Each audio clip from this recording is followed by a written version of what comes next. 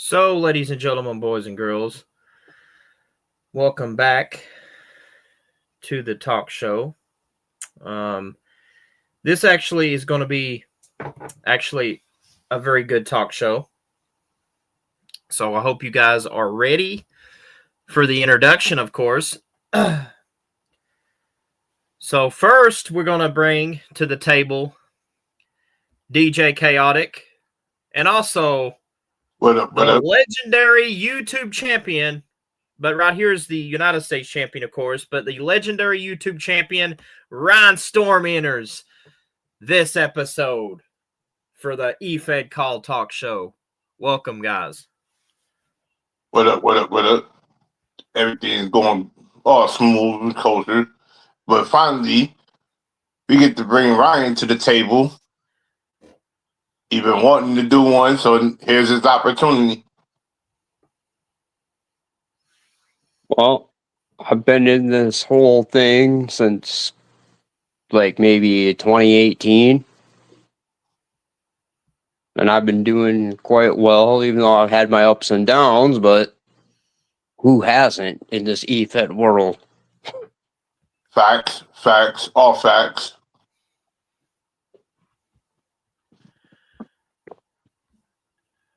Wow, I just got a show here. Big John Bundy just said that legendary YouTube championship is mine. That's going to be a Mondo Mania. We got it, Bundy? Come take it from me if you can. I've been reigning it for a long while now. Are you sure you can come and take it off me?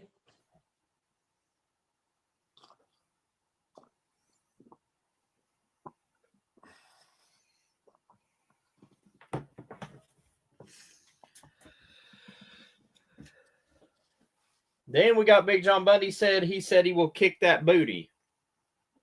We shall see. We're going to get back on topic here with. But let's get back to the show. Now, with the first thing, of course, as you know, time's ticking for 2025, as today is the last day of 2025. So, since we have the legendary YouTube champion here on this first episode, and as well as the United States champion for TNA, what's your guys' New Year's resolutions here in Titan Nation Alliance and also on this Efed CAW Talk Show? Here's the thing right now that I'm going to say. 2025 has been a monumental year for me. Had my ups, had my downs, had some minor setbacks, met some interesting people in this EFED industry, won some championships, can't complain about that. Overall, 2026, there are some names that I would love to get in the ring with and test the waters on if I can step up to the level I want to be in 2026. And as far as IRL stuff goes, making sure I'm doing the best that I could for everybody involved and keeping memories going with everybody.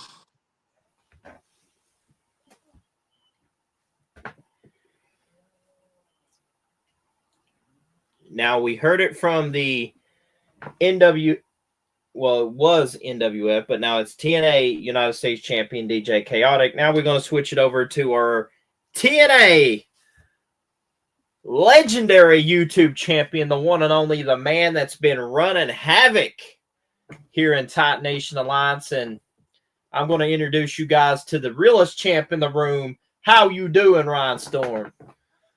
Well, for 2025, I would rather not have the drama bullcrap that I've been dealing with for a long while. And 2026, we don't need that.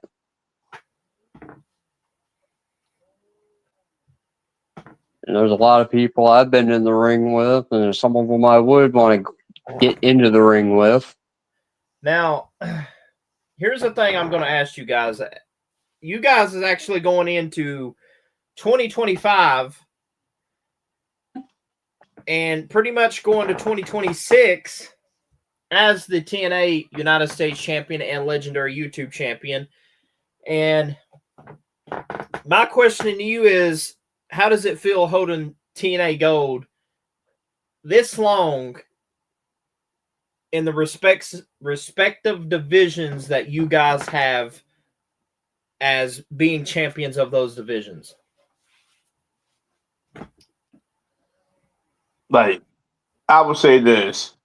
Being the champion that I've held this title in my respective division, it's been a, what would I like to say, monumental moment having it, but also the level of competition that I've faced with the guys that I've come in contact with that battled me.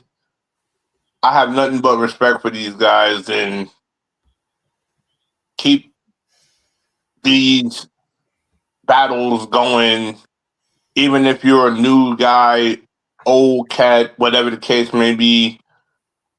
This is where the heart and soul of this company and the owner brought to the table.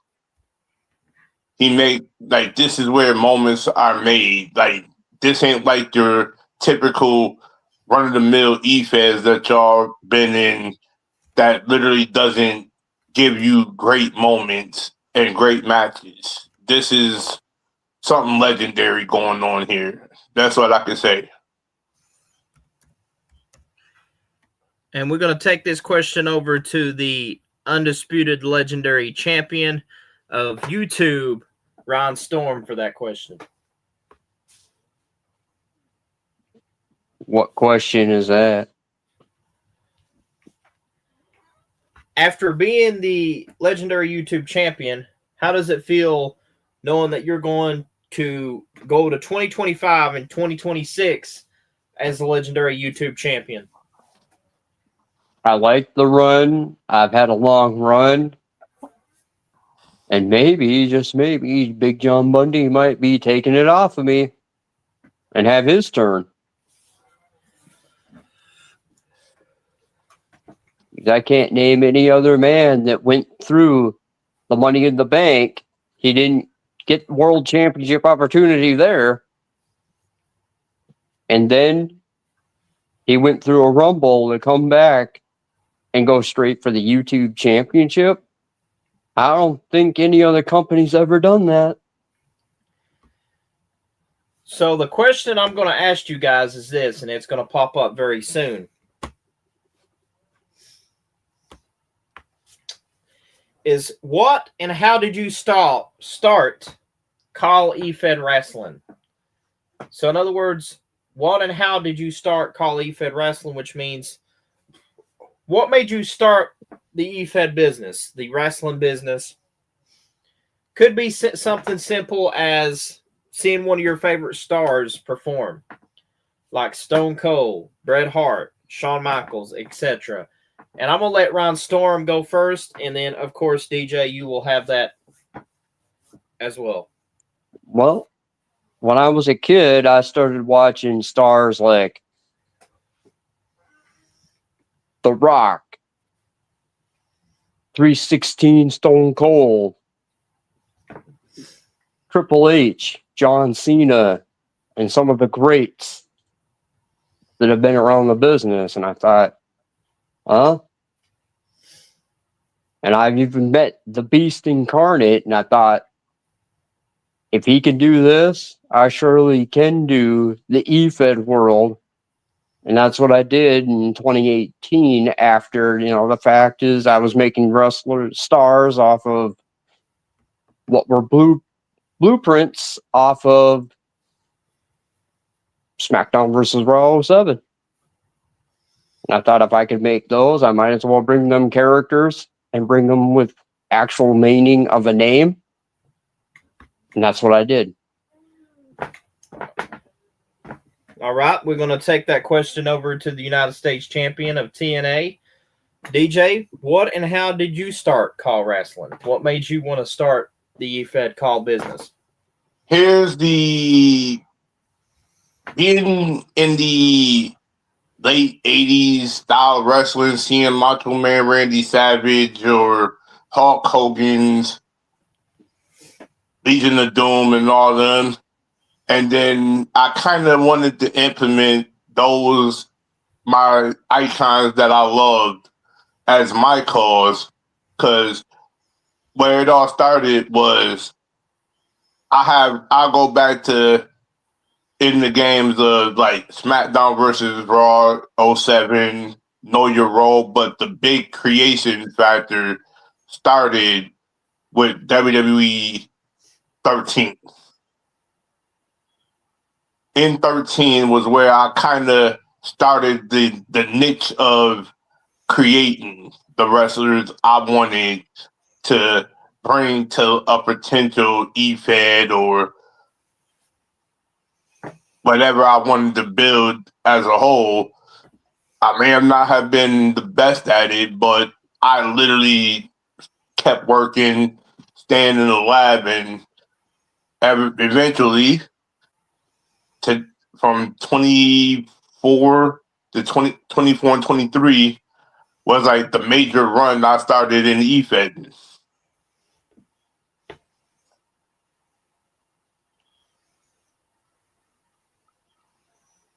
And it's been a very prosperous thing to see, and taking little things that I've seen from certain shows, how they run, how they build, how they craft their arenas and titles, kind of gave me my insight to build my own.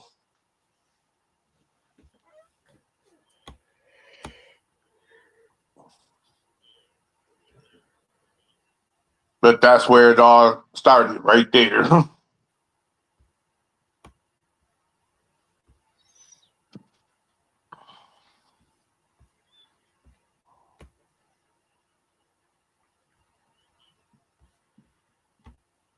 So another question I'm going to ask you guys is this. Favorite EFED match of all time?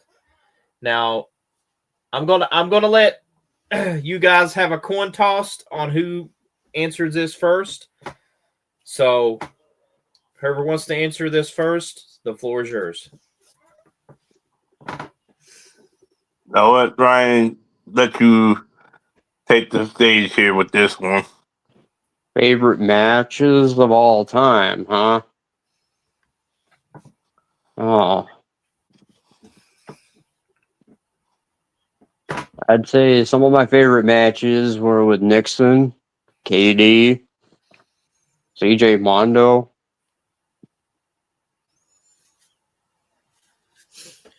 Speaking about KD, he's in the chat. Like, I'll never forget the time he and I in WWU, Wolf Warrior Universe, where we had a 2 out of 3 falls match. And I think it was in Extreme Rules, too, or No Holds Barred or something. And I got my first pin in that. I will let you know that I sent you a link also so you could be a part of this talk show as well. But, Ryan, sorry for interrupting. Continue. And before I could get my second pin, he got his first one. And when he got his first one, I was like, all right, we're tied one apiece. Who's going to get the second one? And sure enough, he got the second one before I could get there. And he beat me fair and square. Great match, even though I lost. It was a good one.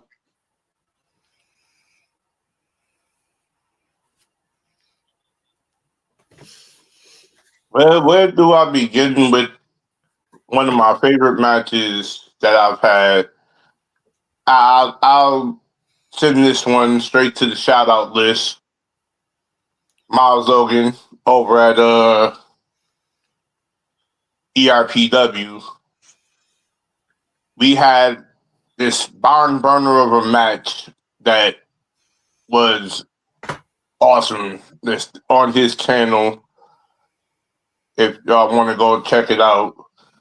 But yeah, it was one of the more legendary matches I've had, next to fighting the family's own Jay Williams and Crimson Beast, two awesome guys that I've came in communication with from a previous EFED that I was in with them. Had them over in XCW with me, and hopefully I can get the family back involved on my show so that y'all can really see the real powerhouses of the EFED industry.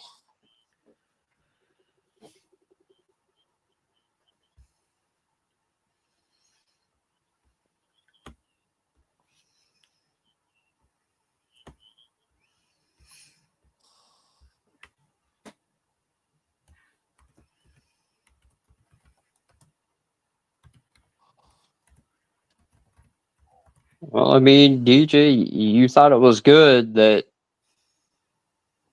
when I dropped you, what was it, the TV title that one time after you didn't beat me the first time, but the second time you came back for That's it? also up there, but I was like, that was another good moment too, Ryan. But I'm just like going off of my list of the Right, bigger moments that I've had back before that one. Don't take it the wrong way, but it's like like I did with KD, where I took it's it back like to WWU. there's so many memorable moments that can be said. I mean, from my EFED run, winning the XCW title, when I ran Mayhem for one time. I mean, it's a lot of beautiful moments. Or here's another one I'll take it back to. I mean, this one goes to Nixon. I mean, there was one time, it was way back in an EFED that's no longer running, but it was New World Wrestling, and we called it NWW for short. And,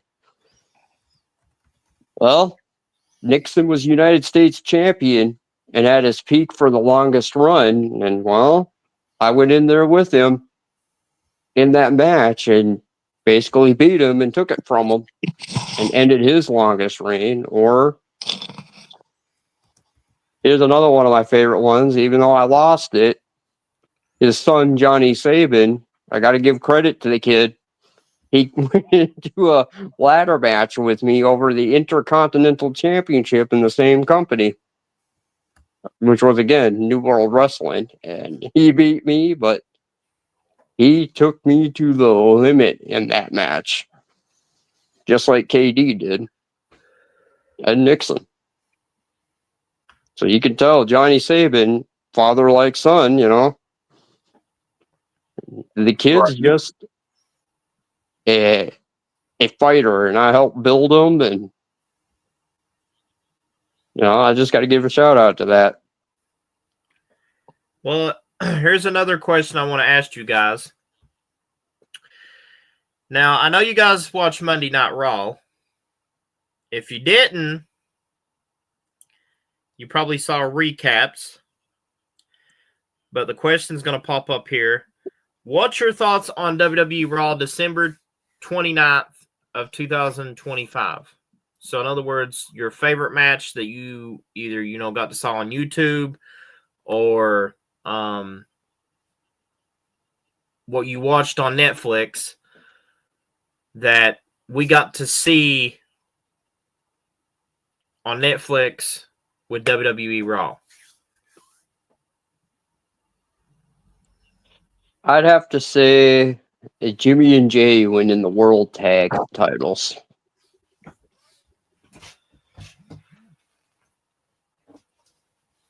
But I did like it that Nikki Bella paid tribute to John Cena when she did the STF on Raquel, though. Or it was Stephanie Van Kier. I can't remember which one it was. It was Raquel because Nikki had the figure 4 on Raquel, and then Stephanie came in to do that move.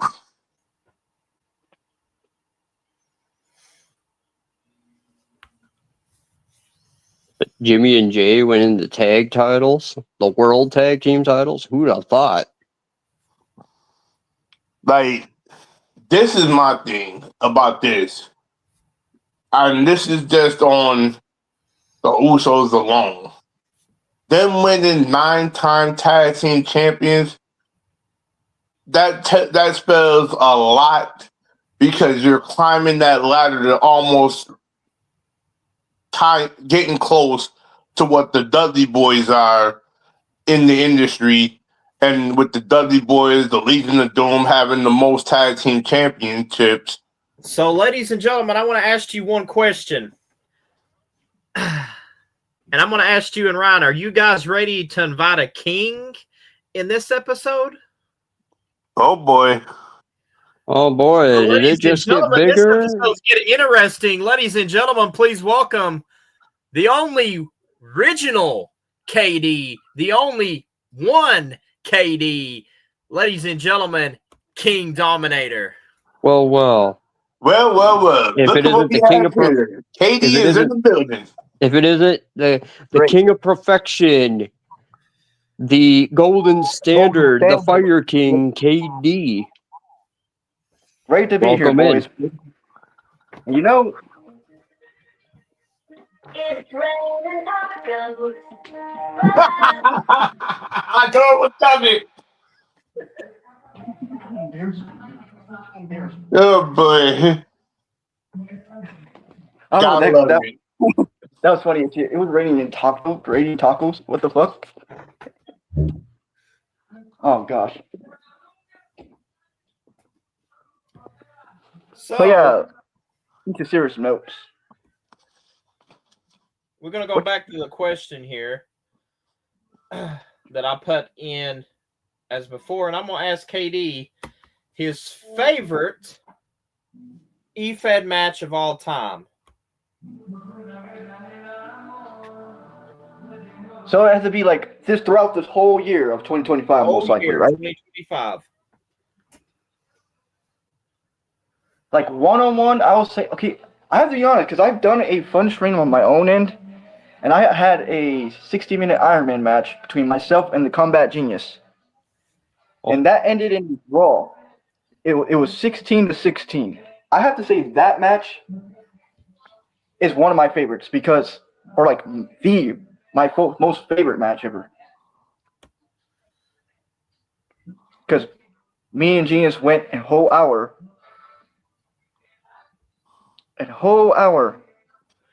in that match, and we both scored 16 falls against each other and ended in a draw.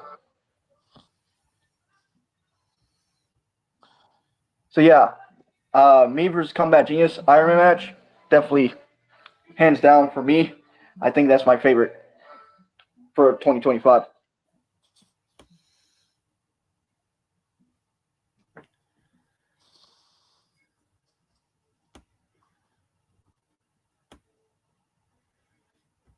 Because, yeah. By the way, have anyone noticed my profile pic? Yep.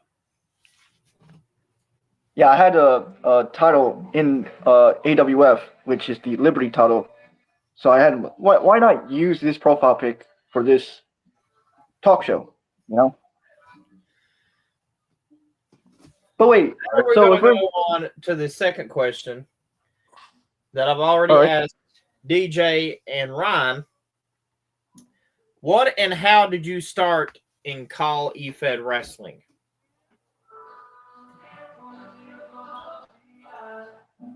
How did I? Okay, so I started Efed CAW Wrestling, like 2K and all that stuff, in 2017.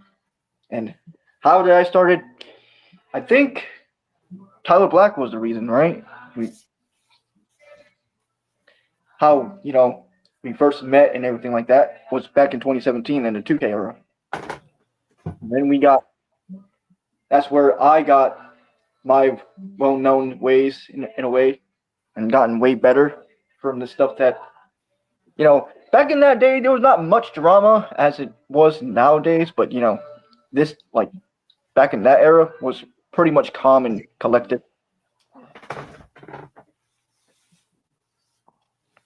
So,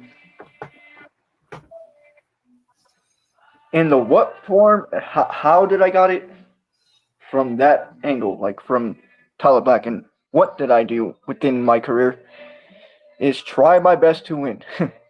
No matter how hard I do, no matter what, I just do my very best to bring the fire. And if I don't win, at least I try my best. At least I know that it was not easy to put me down. That's what matters.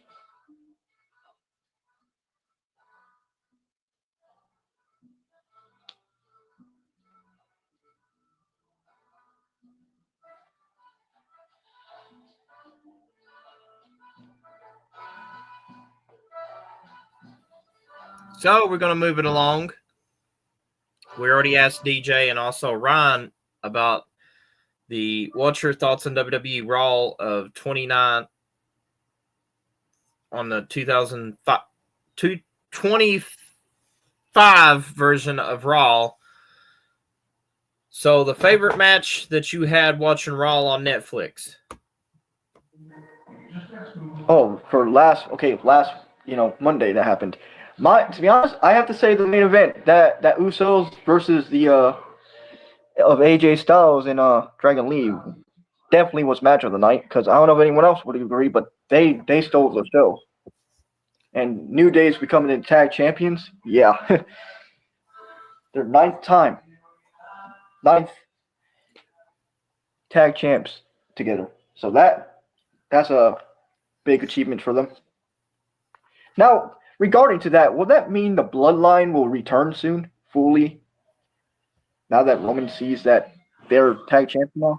That's my I think I saw something about that, KD. They might. And here's the odd thing about that I was going to get to, since you brought that up, KD. The fact that at the end of the match, you notice as Jimmy was walking up the stairs, Jay was yelling, "Joe, where you at? Joe, where you at?" He's calling for Roman. Was like not even paying attention to it, but he was calling for Roman. Well, could we see DJ this? Usos, World Tag Team Champions. Could we see Roman a world champion with that instead of the undisputed WWE Championship? Because here's my thing, and this is my assumption on this whole outlook, but I see this. It's he's either going to come back hot on he's going to capitalize either on that CM Punk Braun Breaker match, or he's capitalizing on Drew McIntyre and Cody Rhodes. I think he could be going after a title he never had. Well, yeah, I just hope. Okay, so if they're gonna have Braun Breaker, win the title from Punk, then we can have Roman and Braun Breaker go at it. Because I'm pretty sure Punk and Roman are actually cool. You see, they actually, fist pump after the War Games. So it was like him and Cody wasn't really, seen eye to eye, to be fair. So I'm like, he might go after Braun Breaker if Braun managed to win the title this coming Monday. Right. People want to see him become world champion. Because it felt like in that whole promo, as far as like best promo of the night, I had to give that to that whole opening segment, because it felt like there was a lot of tension, but it felt like Braun felt nervous cutting his promo on CM Punk. You notice that? That look in his eye kind of just didn't feel like he had that it factor. You always be so annoying. No, you eat her, motherfucker. Something tells you, DJ, he doesn't feel like he's ready. When Paul Heyman thinks Braun Breaker is ready, Braun Breaker has that little thing of, am I ready or am I not ready? Like, am I ready to step up? Like, he has that feeling of, am I ready to step up to the table and be the man that I need to be? Or do I still need to put in a little bit more work? Or am I feeling rushed that I'm being driven into the spotlight? Come on, Steiner boy, what are you going to do? Are you ready or are you not ready? Exactly. So the question is, guys, who's ready to see something legendary from ECW? I'm about to pull up. And let's see, once I pull this up, let's see how smart you guys are in your wrestling knowledge. Are you guys ready? Yeah. Yep. Okay, here we go. Let's see who actually can get this right here. Let's see if you guys are paying attention to this.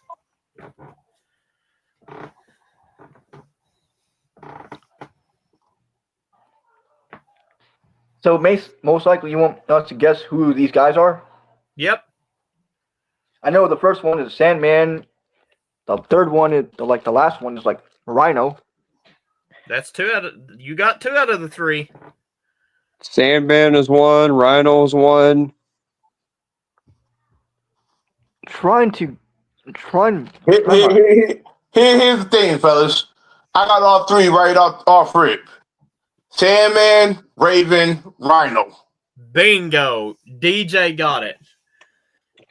Well, These KD, we got 2 out of the 3. That's not so bad. These 3 was my favorites growing up watching ECW. I mean, Raven, he you take a look at that belt there, and I'm going to try to see if I can scroll to that belt. You take a look at that ECW title belt that Maven has. I mean, not Maven, but Raven has. That was the first ever ECW title that Raven had before they moved it to the one that title that Rhino guy. So, in other words, CJ, you're saying the one that we grew up watching is the one that Rhino has, and the one we didn't grow up watching was the big one that Raven has there. Pretty much. Here's what I'm going to do.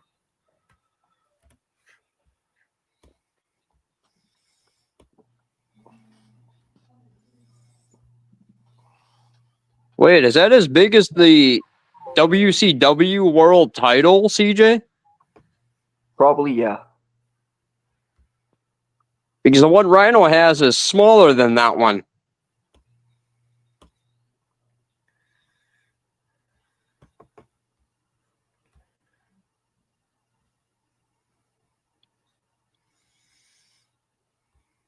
Okay, let's see if you guys remember this from ECW. And I'm going to pull something up here.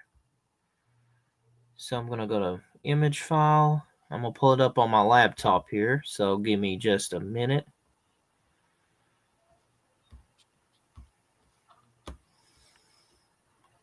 Let's see if you guys remember this.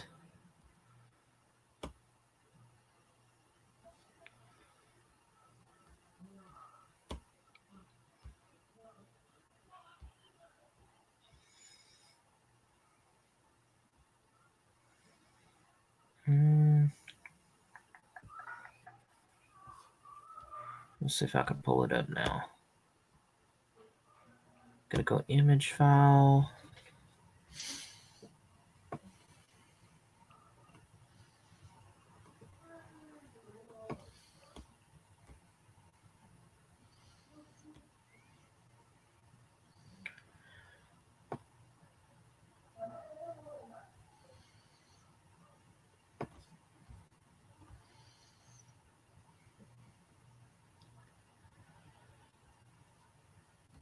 It's taking me a while to pull that up. For some reason it's not wanting to do it. So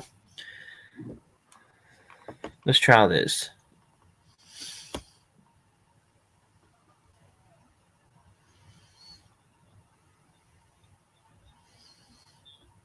I know it took me like what probably like 20-something minutes to get into the call, like get into the stream.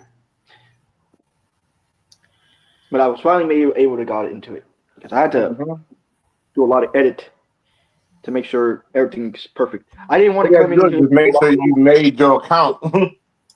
So, okay, we're going to start this off while I'm trying to find this photo. I'm going to ask you guys your biggest achievement of e-fetting. Whoever wants to start this out can, and I'll try to figure out how I can put this photo up after you guys answer the question. Gotcha. So I say, KD, you can go with this one. If I'm being honest, my biggest achievement in EFED altogether, like my biggest, is being a legend / Hall of Famer in WAE. Yeah. And bringing in a faction called Young Wolves and making that into a legendary / Hall of Fame as well. Oh, I'm glad to be part of that faction in some companies, KD. But yeah, WAE is the definition of my achievements. I will never forget that. Right. Because I won 10 championships there. Hall of Fame status. That's a big one for you. Yep, and the best one that I ever achieved. So I'm very thankful for being a part of that.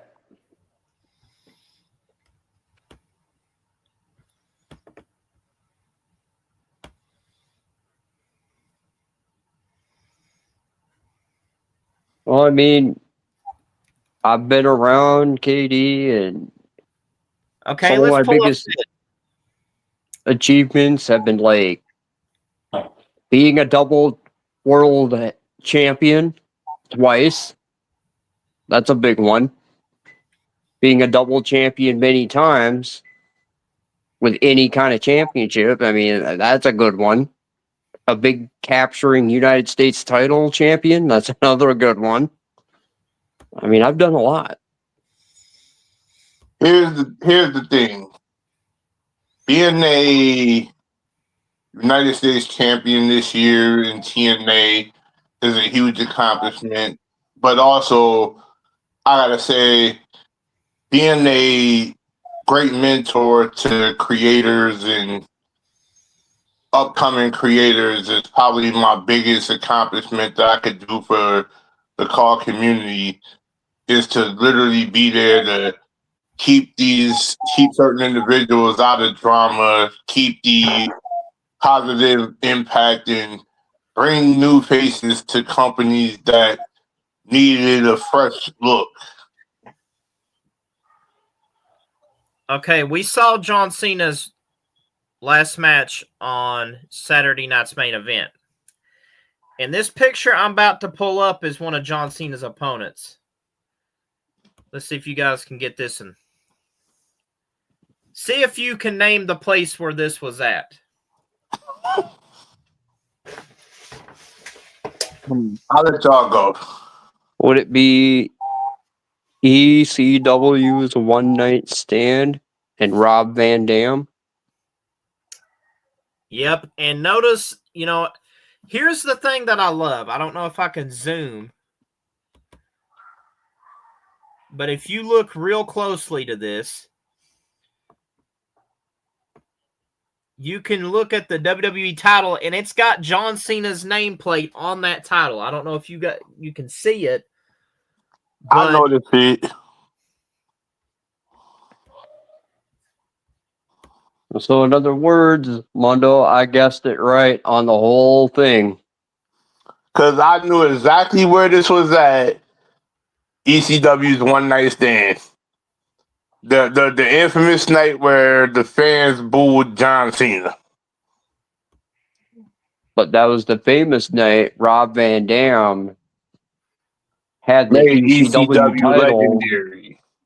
And because I think that in. night he got the WWE Championship, and then right at the first episode of ECW's show, I think he got handed the he got handed the ECW championship because he was holding both titles. Now, it started out, he had the ECW title. Didn't he also have the Money in the Bank contract briefcase? The Money in the Bank briefcase got cashed in for the WWE championship. He didn't have the ECW title until that first episode of ECW when Paul Heyman handed it to him.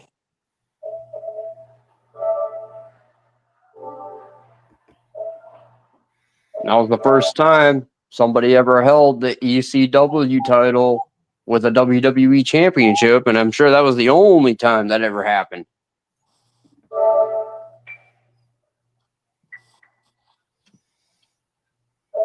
Yep. Because let's put this in perspective here.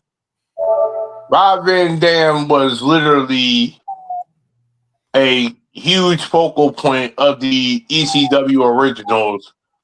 No offense to the guys that wasn't ECW originals, but we're talking the originals here. Like him, Sandman, Tommy Dreamer, the Dudleys, Sabu. The list goes on.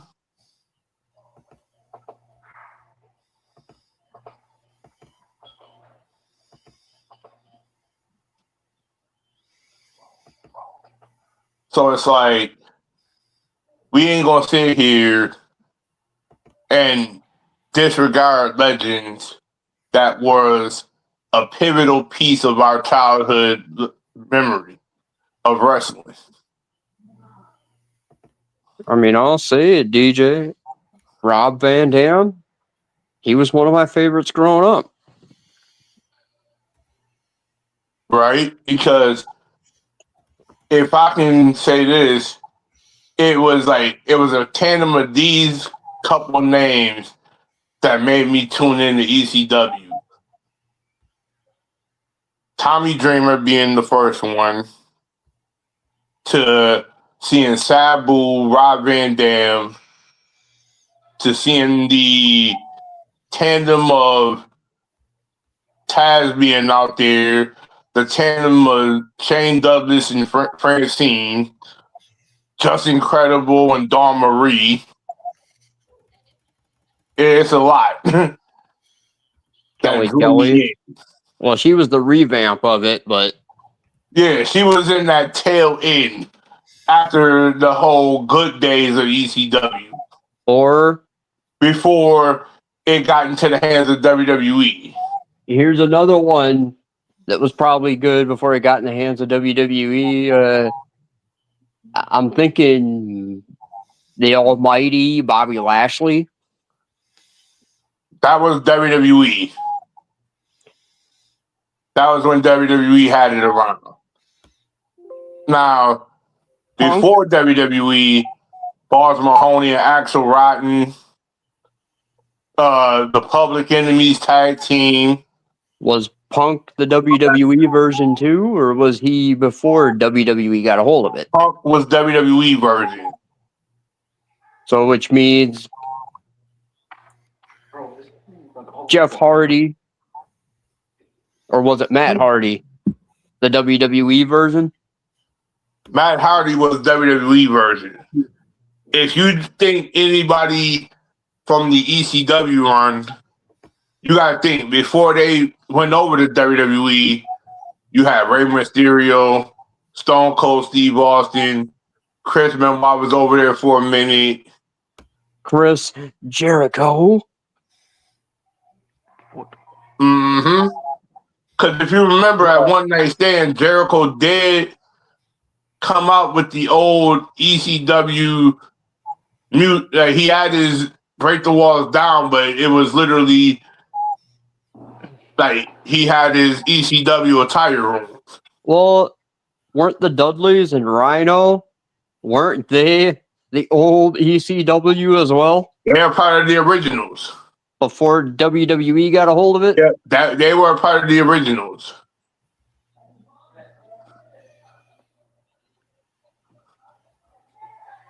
They were part of the originals. I cannot wait though. I mean, I'm pretty very hyped up for the New Year's because like I want to know like does anyone have like a New Year's resolution? I What's your think goal? we did go through that earlier, and I kind of said mine's already, but you can go back and when this whole thing is all said and done, Katie, you can go back and listen to exactly what I said. Because I do have some plans for going into 2026 myself. It's gonna be interesting ones because my goal heading into 2026 is to continue to be the very best version of myself and continue to thrive through hate. You know, make sure no BS drama I feel you on don't that one. I feel you on that one. and continue to stay positive. Don't let the negative get to you. Right, That's right, how. right. And then And that's like one of the biggest. I think I speak for all parties involved here. We just want to continue the growth of positivity in this EFED industry. We want to continue to bring people to a clean environment that they can adapt, be grateful, and appreciate everything that's going on in any brand that we bring them to. yeah. It's more like we want to sit there and uplift everybody, but also get to know them as friends in IRL. Because that's the one thing that's like pretty much the one part that keeps it going more.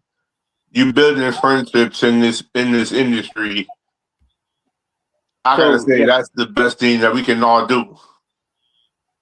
yeah, because we can't let them have to just stay in character the whole time. We need to know what they are about. Because if they be like, it's like they're becoming a stranger to us out of character, and if they don't know what we're It's almost like this. You gotta know when to be in character and when to break character. And exactly, some people just don't have that luxury of knowing when to break character.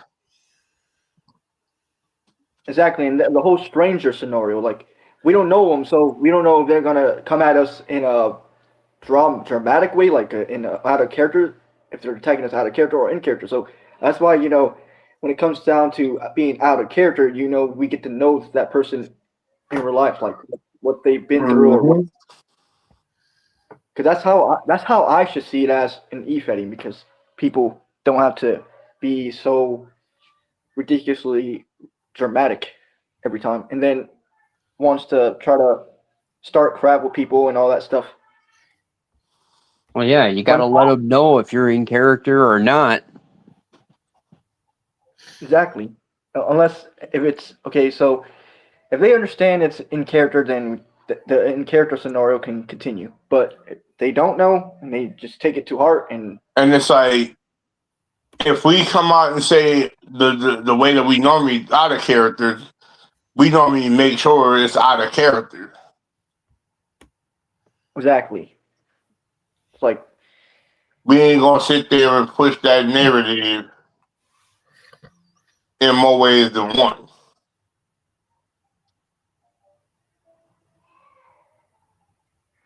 like it's almost that time. Like basically today is the last day for 2025 because we're actually on the 31st. This is the last day. This is Mm-hmm. New Year's Eve right now because it's actually 12. Practically get And I your. don't want to go into 2026 I will say this right with now: get drama. your drinks of choice. Tip your hats to the best is yet to come in 27 and 26. Oh yeah, definitely. It's gonna be one of those interesting years, hopefully.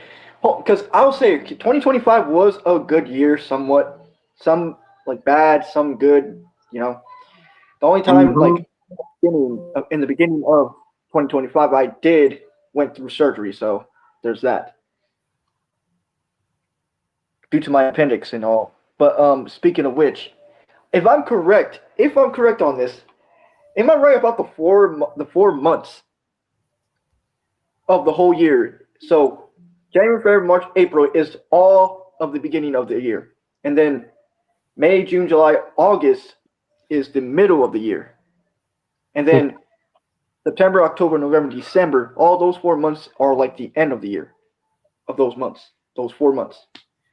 I keep asking myself this, but I don't know if I'm correct with these, because there's 4 months from every side. 4 months of the first year, middle of the year, and then 4 months of the last final year. Because that's what I think when you think about these 12 months. All four has, the beginning, middle, end.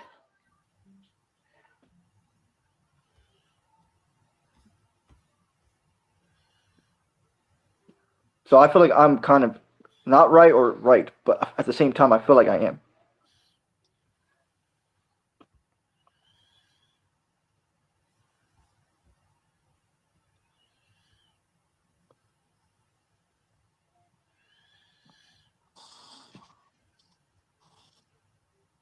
Like, I think you're kind of right on it. I'm not really 100% sure on everything, but It could probably be right or wrong. It just depends on how it is. it depends on how the person sees it. Yes, that's definitely how it's supposed to be. If they see it that way, then it could be right. But if they don't, and they think and they have their own opinions about it, then they can share it too. Mhm.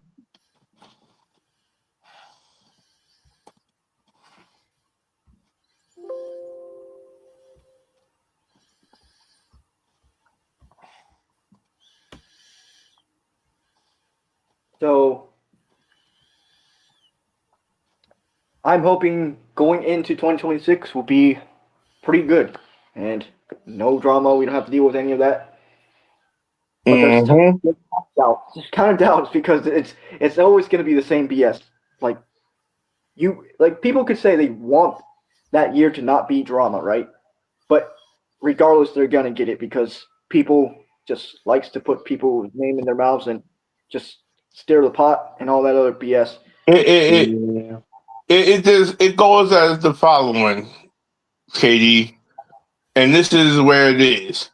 Some people, they know how to leave Okay, what's in I'm finally being 2025 able to pull this up in for a long 2025, time. but also you got to go into 2026 with a fresh mindset. All right, that's true. That's true.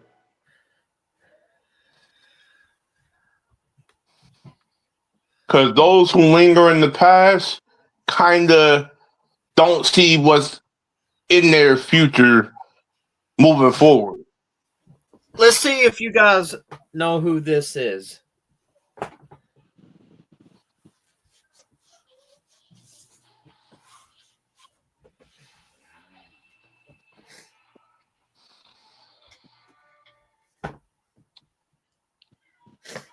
That would be the man Shane Douglas. Even though he's missing one key thing in that picture, but we ain't gonna go there.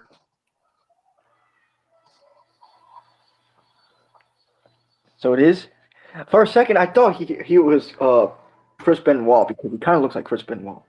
That's what I almost thought too, but I'm like, I don't know. Because the yellow shirt, how Chris Benoit used to have wear stuff. So I don't know. Maybe he's a Chris Benoit fan or something. Hold on, let me show you guys also what I've actually found on Shane Douglas.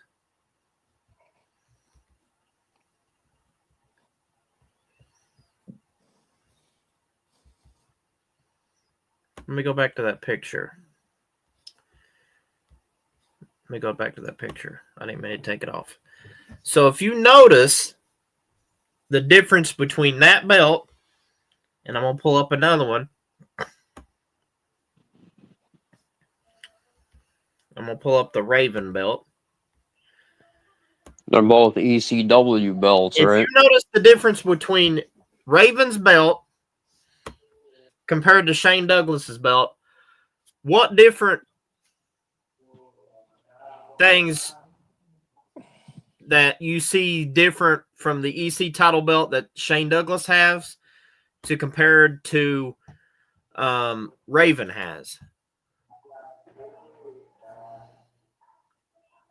Big difference is like the whole world part is on Raven's belt, and it feels more like an authentic ECW championship. It almost looks very similar to the World Heavyweight Championship kind of layout, if I could put it that way. But also, looking at the one Shane Douglas had, it's more embedded with a lot of different things.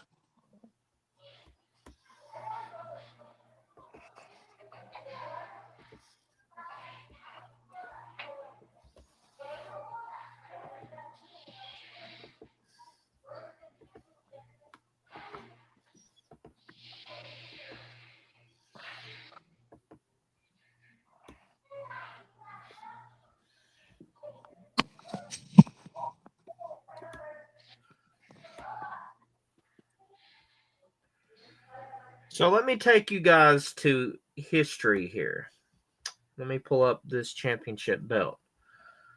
So if we look at that championship belt that Raven has, okay? Y'all with me? Yep. Okay. Would this be something that Raven has? Mm-hmm. So, okay.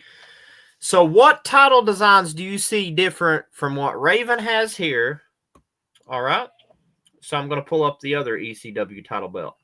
That looks like an ECW world title.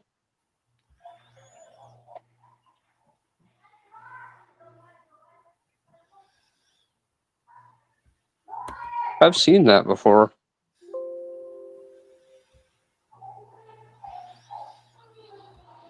Yeah, I'm going to take you to Scoo. Just hold on. So you see that world title belt there, and I'm going to... Yeah. let me go back to the thing here.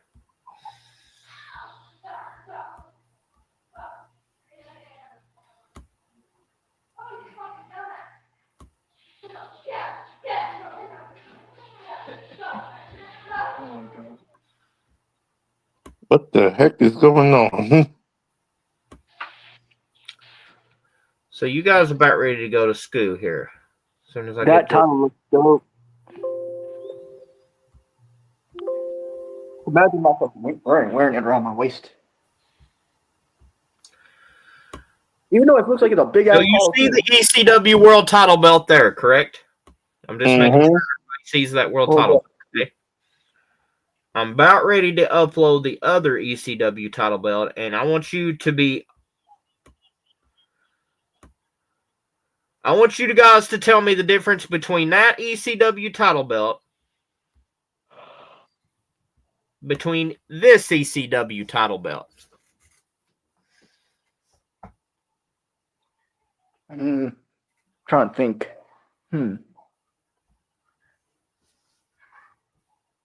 Different designs, and one looks similar to the SmackDown old Goldie.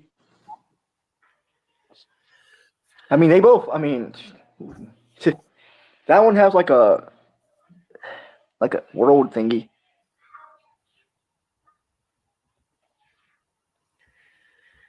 So the one that we saw with Raven, let me go back and pull the Raven one up. Damn, I still have a lot more there. Sheesh. CJ, that one looks like the So right here, the one we saw with Raven here, that you saw Raven has. So that would be this one. And I'm trying to pull this up without... That would be this one. All right.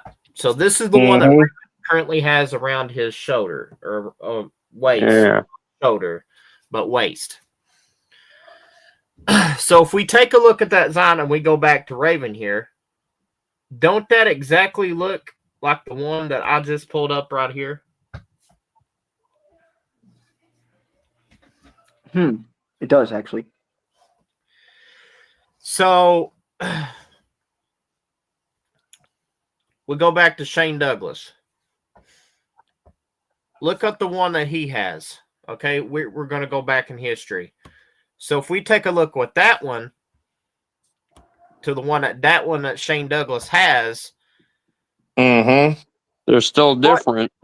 what two different design textures for those titles make it stand out on Shane Douglas compared to Raven?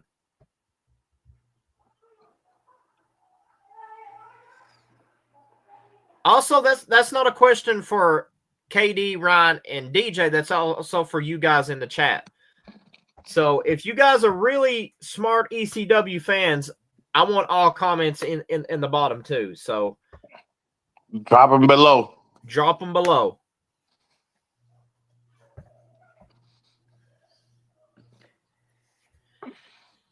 And here's another thing that I'm going to go to.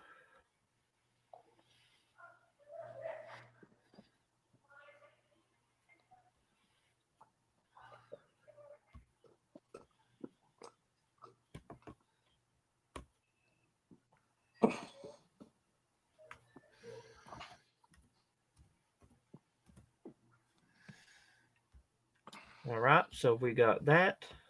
And I'm going to go to the file. Let's see. I got to go.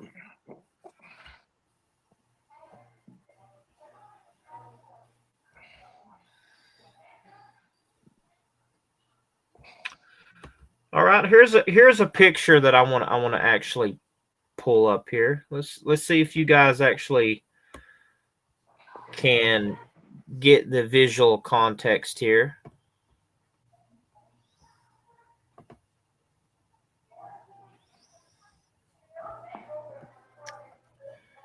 So I'm also going to pull this one up.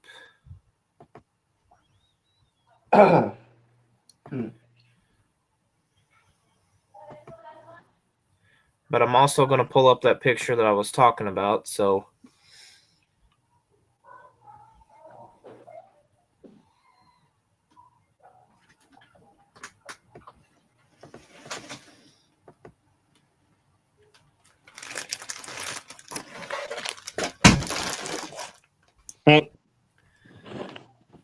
So while I'm pulling this one up, you guys are going to get a little ECW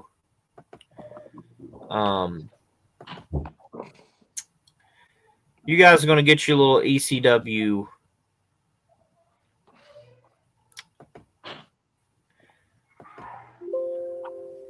different belts and also the histories of this. So let me go back to StreamYard here. So we saw the one that Shane Douglas has currently, right? Mm-hmm. So if I go back, okay, before Shane Douglas brought this ECW title belt, I'm going to take you back further in history. This is the exact one that Shane Douglas had before they changed it to ECW. And I'll let you guys look at this title belt.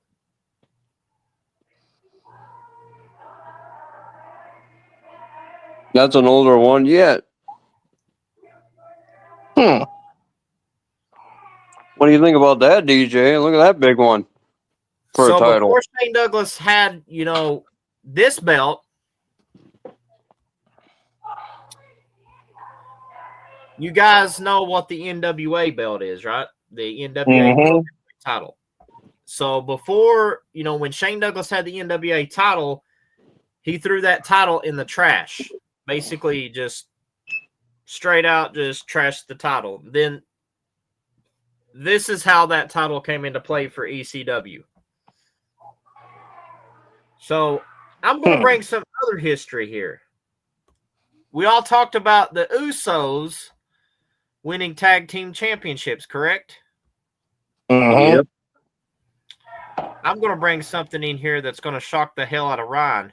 If you want to talk about tag team champions, let's bring up the OGs of the tag team title belts. And right here they are. Speaking of the Devils, See, as much Bubba as and Devon. I give credit to that tag team, and this is where I'll say this: Dudley Boys, you are right there with with the most iconic teams in wrestling history. But I understand from our wrestling standpoint and our love of the business, the Dudley Boys, Edge Christian, the Hardys, you name it, would not be where they're at if it wasn't for the LOD.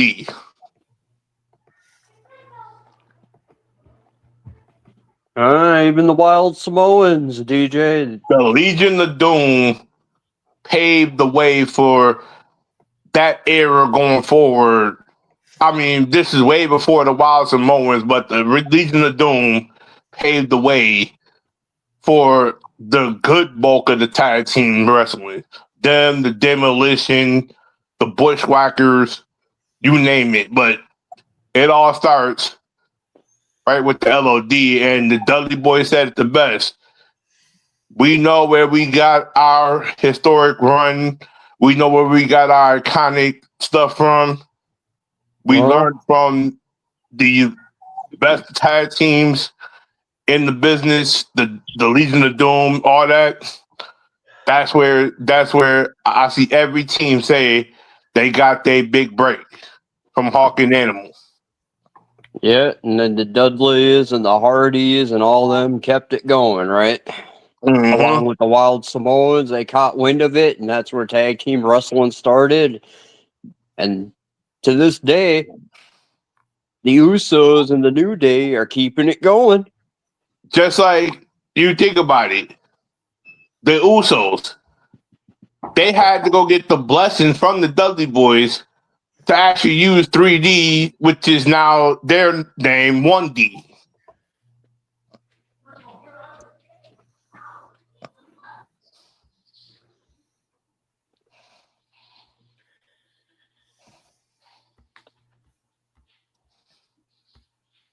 I mean, look at Kevin Owens.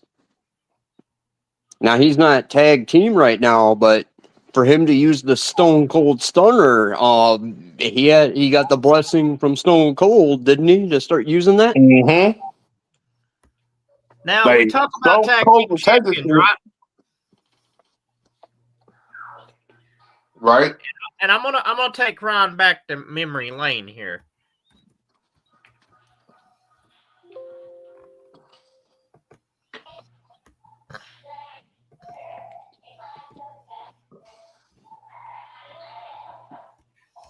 Oh, yeah? I'm gonna take Ron back to memory lane, and then Ron's gonna give me that look like, CJ, where the hell did you get this picture? But I'm gonna give Ron his childhood back. So let me pull this up. Oh, what are you gonna throw at me now?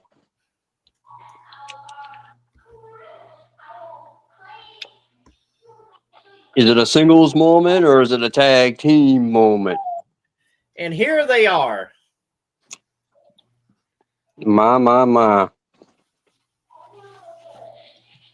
Is that the Hardys winning the Raw tag team titles?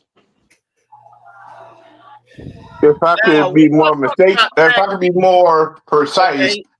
that is the moment that they officially returned back to the WWE. Now, was that moment where everybody dropped their jaw? Yep. Here's the thing that I wanna discuss with you guys. Even the New Day dropped their jaw. All right. Out of these two tag teams that you see right here, out of the Hardys and of course the Dudley Boys, out of these two tag teams, who do you guys think was the best tag team champion of all time between these two?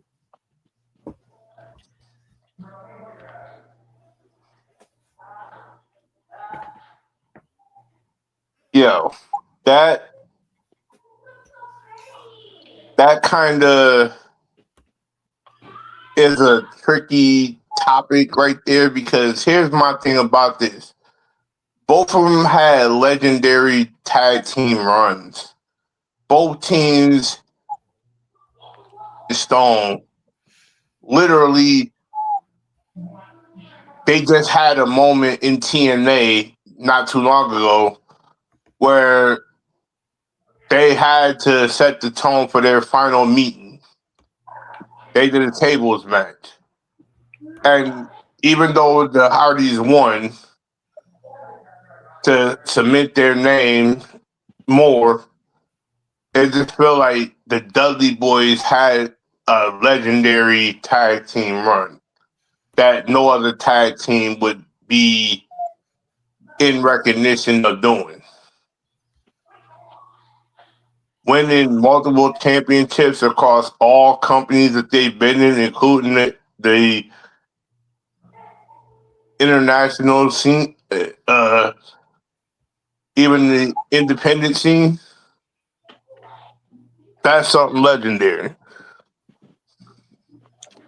Such as Bully Ray, Bubba Dudley. He was Mm-hmm. legendary in himself, no matter what. If he was tag team with Devon or No not. matter if you were a tag team or not, like Bully Ray, aka Bubba Ray Dudley, literally transcended the singles run for itself. But not to mention, he also won championship gold in that same process, which we got to give him credit for being in both categories and doing it as good as you're doing it. Oh, I give him credit. In TNA, when he did his singles run by himself, I hated him to be the heel in Aces and Eights and being the leader. But at the same time, I enjoyed every bit of it. Just to look back on that, even though I hated it, but at the same time, I loved it to see Bully Ray doing what he was doing at some moments. Like the It's time like, he came down you with can Hogan. say that I'm going to take you back to even more a history. natural born heel when you see it presented in front of you.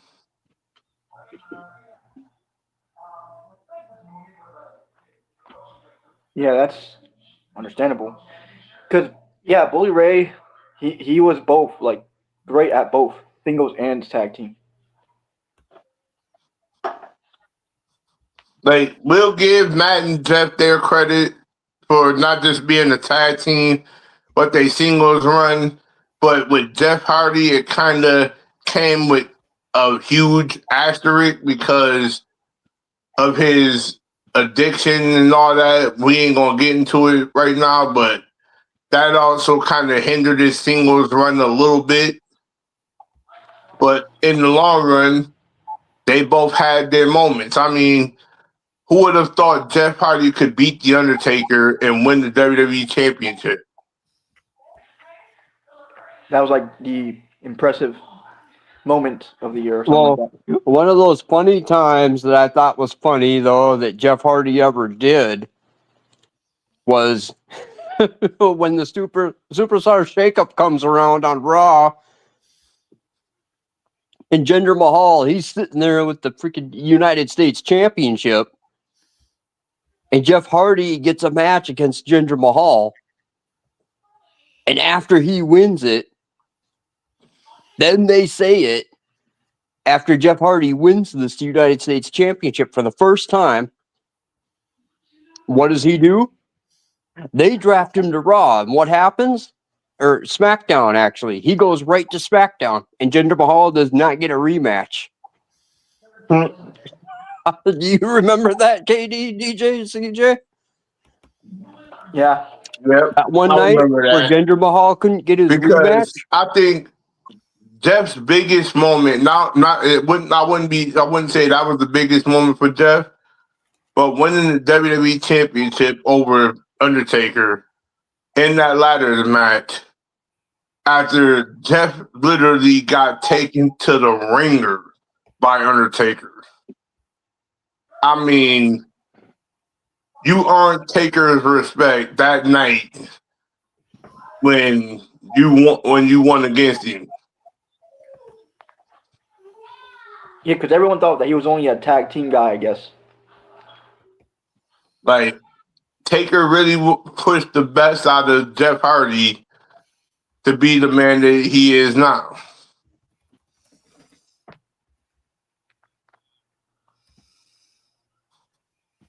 Sometimes it takes the bigger legend in talents to push a younger talent to see what they can do. Mm-hmm. I mean, for example, KD, he's pushed me to the limits, and I know he has, to actually get a win over him. And that rarely it ever happens, but sometimes once in a blue moon, I'll get a win over KD. Hey, yeah. I mean, it's like you get those lucky breaks once in the blue moon that rarely ever happens. You know, but them lucky breaks can come at any given second. But also, it takes the right person to bring out a side of you in the car industry. You got to find that dance partner. And we've all had great moments where if we look back at the rivalries, some of those rivalries turned out to be great moments, if anything. Yep. Even you, Ryan, if it wasn't for those two matches, we wouldn't have had the chemistry we had in matches. That chemistry is something. What I don't like is like rumbles are like very tricky and hard to win sometimes. Oh, yeah, they are. That's like that leads me to the one thing I'll say right now. It feels like this. Certain match types. All right, are you guys ready to see some old school classics here? Let's see. They're good, but tag team.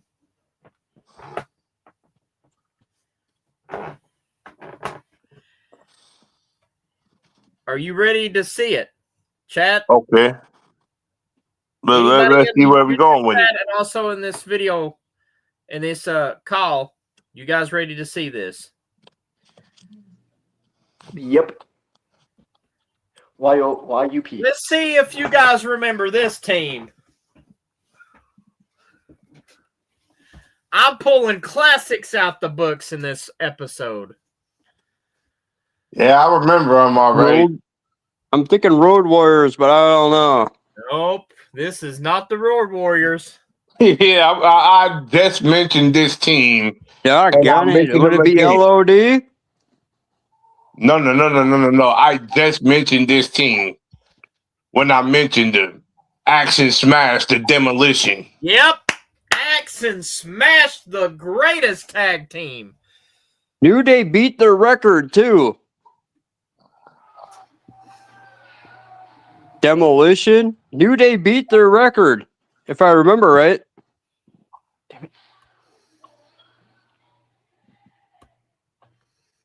And I think the Usos did too.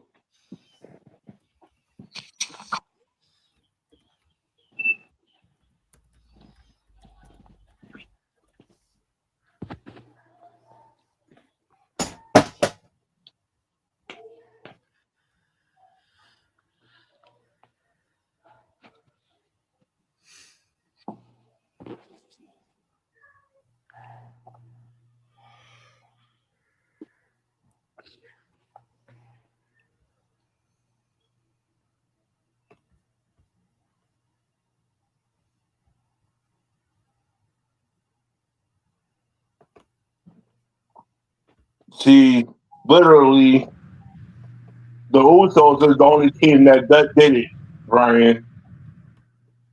The Demolition held the classic WWE Tag Team Championships for a single reign of 478 days. Wait. A record that stood for 28 years.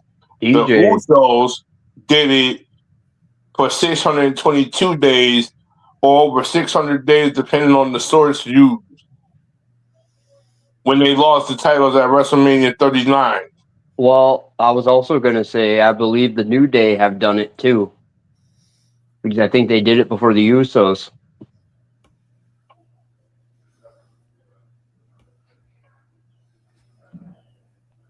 Which gave the Usos a momentum to break the New Day's streak.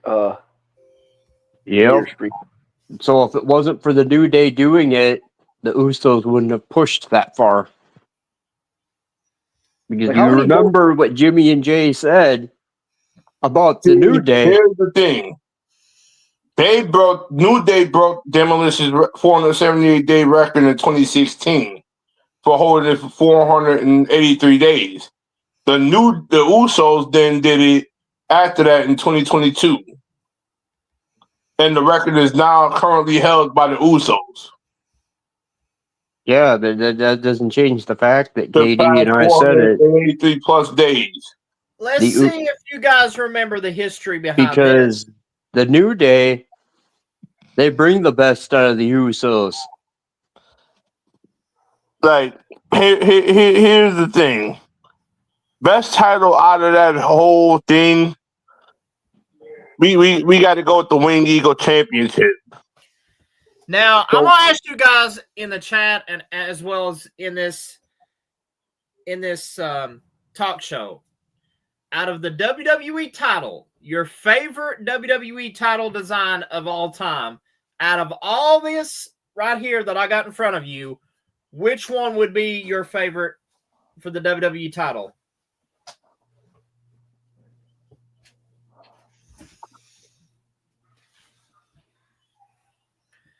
Winged Eagle, hands down.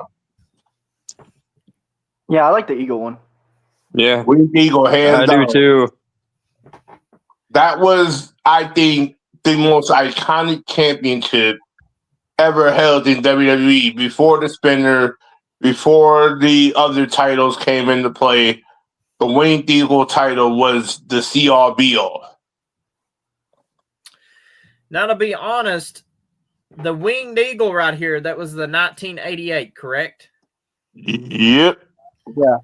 So the 1988, I think, to be honest, if WWE brought that back and done away with this, whatever this title is down here, like it looks like you got it from a jewelry store.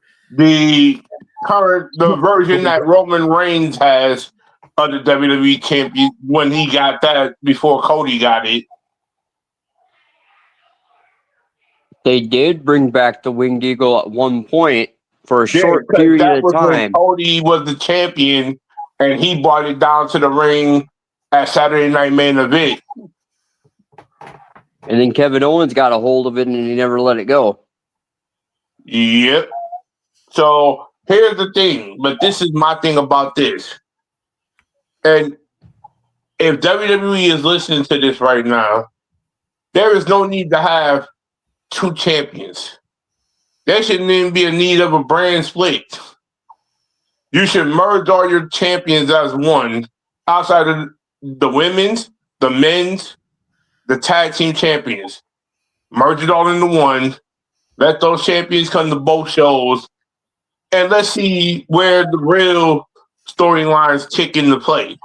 Because if you could do that and make the one title the Winged Eagle Championship, you may have a lot of attraction for this if you just build the storylines, because there's not enough competition in WWE for the women's division. It's not enough competition for the men's division. And it sure enough feels like the competition is still in the tag team division. They would if they do it right, DJ. But now, if they were to that's make what I'm it, saying. You got to do it right. if they were to make it to where it used to be like it years ago, where you got drafted to one brand, but on the flip side, you went to other branches every night. Like, And let's it's just like- say you're not supposed to pop up one night, you'll pop up on another night unpredicted. Mhm. Like it used to be, where there was no brand split and you could go to whatever night you wanted to. like back before the brand split happened, like SmackDown was loaded with competition because you had Monday Night Raw, and like this is around like the time Teddy Long was on, or around that time that Stephanie McMahon was doing what she was doing as GM. When you had the GMs, it kind of lost interest. When you brought the GMs in play, it kind of lost interest. It kind of lost a little value, if I could put it that way. Well, it brought value back with the GMs when you had Ava working with Nick Aldis, and then you had Nick Aldis working with both of them, all three of them together. No, That brought value. See, I'm not talking about this current 3. I'm talking about when Stephanie had SmackDown and Eric Bischoff had Raw. That's where it lost the value. It felt like the brand split was not really worth having if you were going to have people bouncing between shows left and right. And then you had Teddy Long. Oh, you're on Raw. Come on out here to SmackDown, the land of opportunity. Let's see you do something, player. Yeah, it's like back then, like they tried to feed off of this brand split and tried to see which show had world supremacy. But in that same token, you got to ask yourself this question: where was the real value of having a brand split if you were practically going to just keep inviting certain individuals over to your show?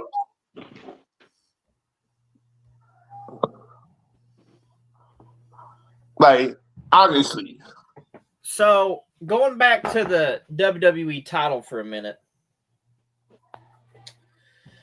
I'm going to go back to the 2005 era for a minute. Okay? And here's the thing that I think that a lot of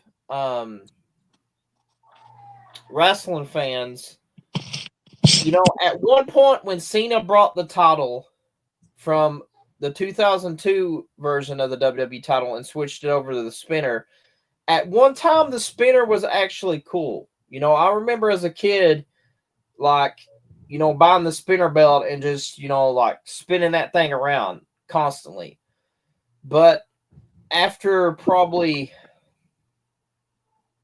I'd say about 4 to 6 years, it kind of went down, and you could see, you know, the 2013 and 2014 WWE title. I really think, you know, DJ's right about one thing. If they did not do this WWE title that looks like a jewelry store, you know, especially the 2014 and 2013 era of the WWE title, I think they should have, after they done the WWE title with the spinner belt, I think they should moved it back to the Winged Eagle.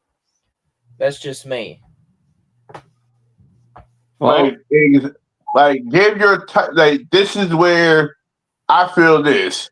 The fan base kind of lost intrigue and value when you started switching up themes. You started switching up the titles. It didn't feel like the value was there for these titles because of the many different designs you gave it. If you just simplified it and went back to the archive and brought these titles back to the forefront, you may get your fan base to watch again. And you know, I've been biting my tongue a little bit on this and letting you guys talk, but there was a deal where Cody thought when he won the title, he was going to bring it back to the title that was of 88. He was going to try to bring it back to the Winged Eagle belt, which I remember seeing that they were going to try to do that, but they didn't do it.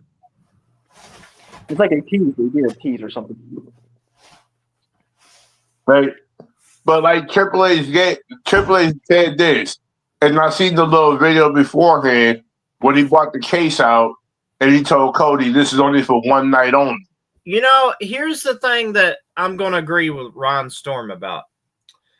Like back in the 1988, when when Cody Rhodes won the title, which was the 2014 version, I really think that WWE should have let Cody brought back the Winged Eagle. And here's the reason why that I say this. If WWE would have brought back the Winged Eagle belt, I'd say not only they would get prestige, in ratings, but if they like combine the two of the 2014 and the 1988 version of the belt, I think it would. To be honest, I think it would work, but we don't need to go back to the 2014. I think we need to go back to the 1988 with the new WWE logo. That would look badass to me. I don't know what you guys think, but I'll let you guys do your thing on what your, I guess, ideal or opinions are. So whoever wants to start with that can. How about what do you guys think about the 1998 title? Like the 98 title was good. Don't get me wrong, that was like in the heart of going into that Attitude Era run. But also you have to say to yourself this. The Winged Eagle title holds so much value to WWE, if anything. Because you go back and look at all these classic titles, even the fact of the women's championship holds so much value. And I mean the one that Trish Stratus held when she was in the business, not the one that was back in the 80s or 70s, but the one that Trish Stratus had holds so much more value, if anything. So you have to ask yourself this question. It's like all the iconic titles from tag team, championship, world championship, the IC championship, which I feel in most cases should have been the one that Shawn Michaels held around, that hold it way much more value than today's version of the championship for both the men and women. Yet, you got to also think to yourself, what was they thinking when y'all built these new updated titles? Did y'all think about the prestige value that it was going to bring to the table? Did y'all think about the fan base when it came out to it? Did y'all think of the overall landscape that people that are content creators for future video games can possibly look at these titles and say, yo, we can create something like this. It may be intricate, but we can create something. But that's the problem in today's titles being created. They don't have that sentimental value as the old titles. Well, I could definitely say the 1998 one is better than the 2014. Yeah, I gotta agree with KD on that, because if you looked at the 1998, this is the same one that Stone Cold have basically had wore back in the Attitude Era. I think if they combine those two from the 1998 to the 1988 and made it with the new WWE title, like the company logo, I think it would look badass too. Like, I have to agree with KD on that point. Like, I'll give the Stone, like, both titles had their legendary status. I'll give that much for sure. But also, if we combine both, you can have a badass look. Like, if you combine them both. Ain't no mistaking about it. If you put them both together, you do got a very intriguing title that could be prestige in so many ways that the right person holds it. Here's what I'm thinking. There's actually 3 titles that would look badass if they actually combined them. The 1988 one, the 1998, and also the 2002. If they combine them three, I think they could actually get somewhere with the WWE title. Right. Because here's the reason why I say this. The 2002, it was actually a better WWE title than the 2005, 2013, and 2014 because there's a lot of stars that held the 2002. If we go back to the days that Eddie Guerrero won this championship, you go back to The Undertaker, you go back to Brock Lesnar, you go back to Kurt Angle, you go back to Triple H, you go back to The Rock, you go back to John Cena, JBL. I mean, there's a lot of guys that's held this 2002 title, but at the same Batista. time, there's not many current day, modern day stars that's held the 1988 as well as the 1998. Mm-hmm.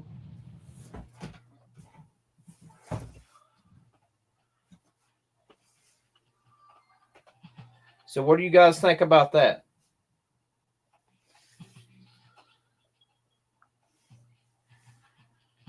I mean, I gotta say,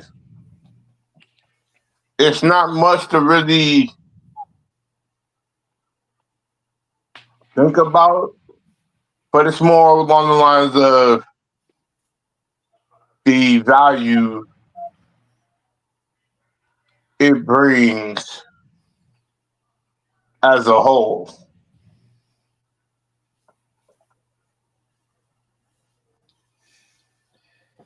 Now, if we go back to Demolition here, I want to go back to these tag team titles back in the day. You look at these tag team titles, for example. I truly believe that old school, back in 1988 to 1998, these two championships right here, as well as, you see on Demolition, I truly believe that old school, to me, they know how to do championships unlike the new school. I mean, the new school, let's take a look at it for a minute. Look at the WWE title now compared to what it was in 1988 to 1998. Mm-hmm. I mean, you can tell a good, prestigious championship from a championship that looks like it been to the jewelry shop and shit on.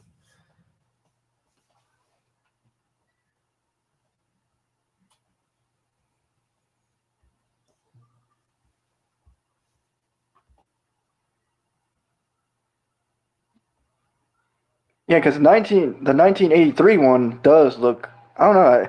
There's nothing bad I can say about the 1983 one because it does look kind of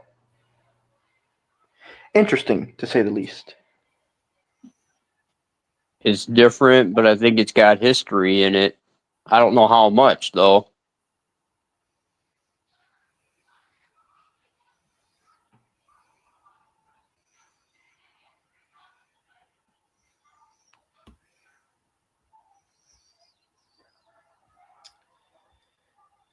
This new one, I'm kind of okay with it, but it looks like a big giant ring is what it looks like. Now, here's the thing that I'm saying. Like, I truly believe, like, if we go back to the 2005 era, whoever does, had, like, I guess you could say was, like, the creative team, whoever made the 2013, the 2014 WWE title should literally get punched like Joshua Alexander did Jake Paul in the face. And here's the reason why I said that. There's a lot of stars that's being WWE champion that's built the WWE title to big, extraordinary phenomenon. And this WWE title from 2014 is a slap in the face to every one of them we see right there. I mean, I'm just going to say it truthfully. I mean, you guys call it like you see it. I will say it like this. this updated version from 2014 to now, they literally need to go back to the drawing board with that title and give it some more flair. Because if you notice, the Winged Eagle title and every title that's on there has had some sort of flair and stands out from the rest of them. You know? Yep. It That's true. stood out above the rest of them because that's where you've seen the creative approach from the creators who made these titles for WWE. But nowadays it feels like, oh, it's a simple copy, paste, slap a couple of diamonds on, and have a nice day. That is true.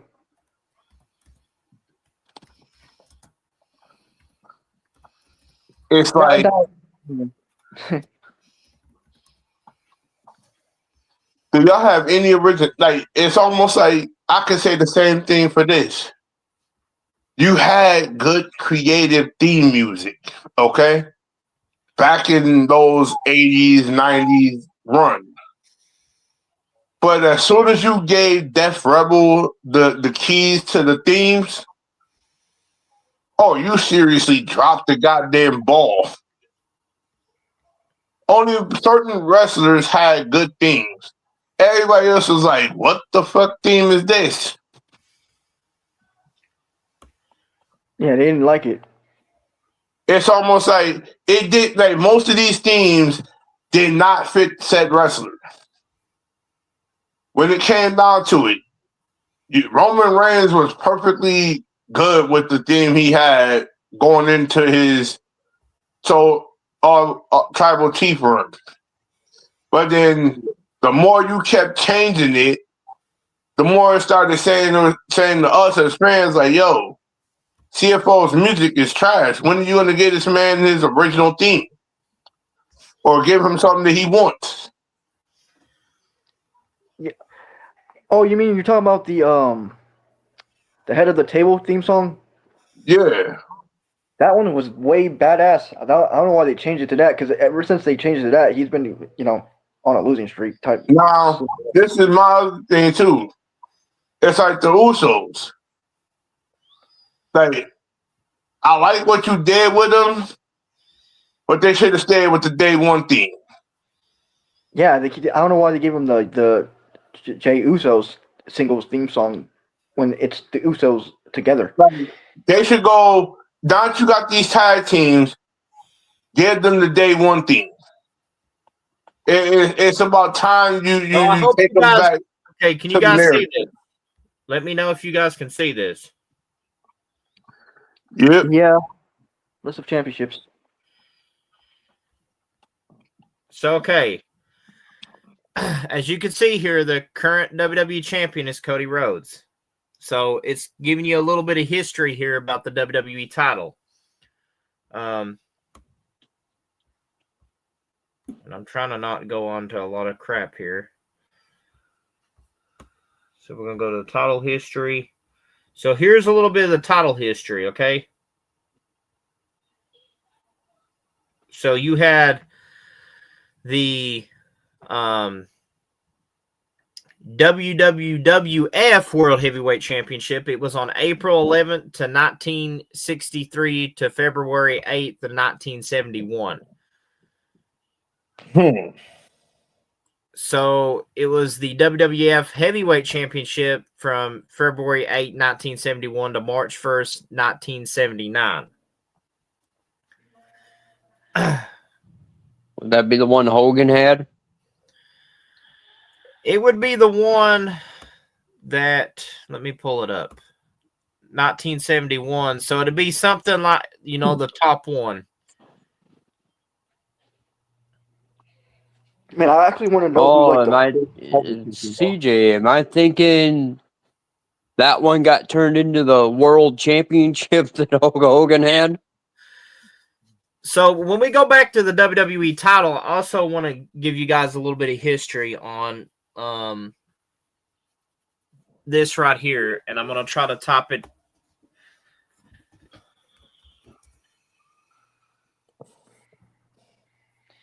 So wait, who was the first ever champion for 1977? That would be Bruno San Martino. 1977 is what you said? Oh, one of the longest Oh, reigning wow. champions in history. Damn, so That he was was like probably Claude Bruno. so he was like the first ever main top champion. Mm-hmm. So here's who was the WWE champion in 1977. And Ryan is right. It is Bruno San Martino. He defeated Nicolo Volkov in a tournament. So Nikola Volkov, yeah. the Russian. Oh, that the Vladimir guy.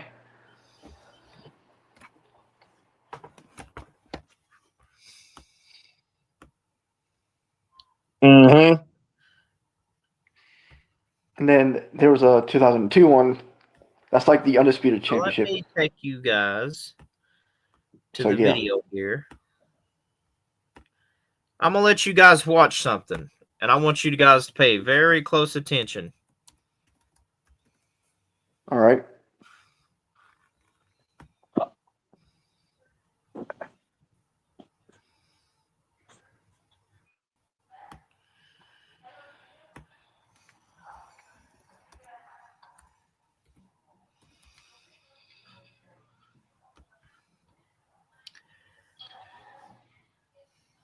Now, hold on. Let me see if I'm actually sharing this out. So, see if you could actually see this before I go any further.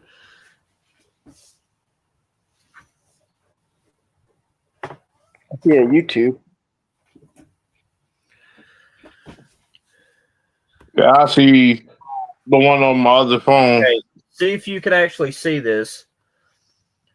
I'm trying to pull it up, so it's taking its... Yeah, all I see is an invitation of Rug. Okay, I want you guys to watch this video. A year after the horrific fall that cracked open his skull, New Jack agrees to a rematch with Vic Grimes with even higher stakes. What Grimes doesn't know is that New Jack is out for revenge. Before the match, I went to a pawn shop and bought a stun gun. Yeah, I was there when New Jack, and he told me he was going to do it before it happened too. So, what did he want to have happen? He told me he was going to tase him. Oh no! He came up to me. I was ready to kill him. He said, "I'm sorry." I said, "You didn't even call me." I said, "Home for almost a year. You didn't even call me to see how I was doing." This is the highest elevation of any match in the history of our sport. Well, I mean, I was high. You know what I mean? I was high, so I just tased him. I tased the shit out of him. He said, Jack, I can't feel my legs. I said, you ain't gonna need them. Bums away. No. So let me explain this. So let me explain this here before I go any further. So when he dropped him off the scaffold, okay? So when he dropped him off the scaffold, the only thing that saved this dude was the ring ropes. Like, New Jack clearly says in the video that I'm about to play here that he said, I should have threw him farther, but I'll let you guys listen in on this. So hold on. Vic was a foot from missing the ring completely, which would have killed him. I wanted him to hit the floor. I just didn't throw him hard enough. I was trying to throw his ass to the floor. So we don't piss Jack off, because a fight's never over until Jack says it's over. I can't believe he didn't die. It's the luck of fools that this guy was not at least paralyzed.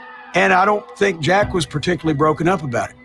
I climbed down off of the gavel. I went up to him, when he was laying in the ring, I told him, I said, now we even.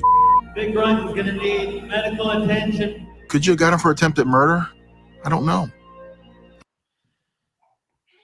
So in other words, New Jack just literally stood above him and he said, now we even, motherfucker.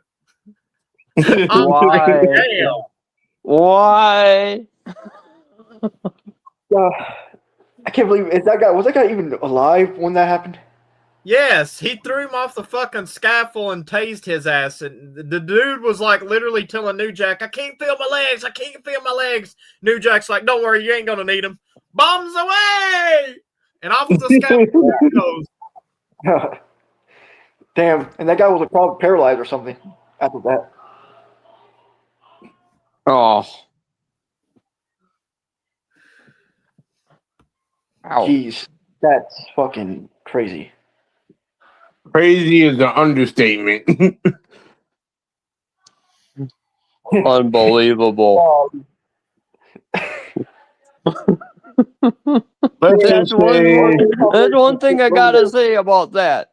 Let's just say that clip was probably 10 times worse than that Undertaker throwing Mankind off the cage. What's that in the cell? And you mean after throwing him off of Hell in a Cell into Hell in a Cell and him going through the bottom of the ring, right? Yeah, it was the ring tape. It was the ring announced table that collapsed as he was going down. Yeah, Undertaker's my first. Wasn't there also a time where Mick also, or Mankind or whatever, went through the cell and went through the bottom of the ring too? Yep, that was the next, because I think in that same match, he climbed back up. Taker, I think this was a different match. Taker climbed up, he climbed up, and then Taker did a last ride and sent it straight through the center of the other cell. And Because Mankind came back like he didn't, like he had enough after he fell off the cage, climbed up, sent it through the middle of the cage. Bro, I'm gonna be watching that after the stream and everything. I'm gonna be watching that. Oh no! But yeah, New Jack, he cracked me up. He was like tasering this guy. He was like, and the guy was literally telling him, he's like, I can't feel my legs. I can't feel my legs. New Jack's like, don't worry, you ain't gonna need them. Bombs away! I'm like,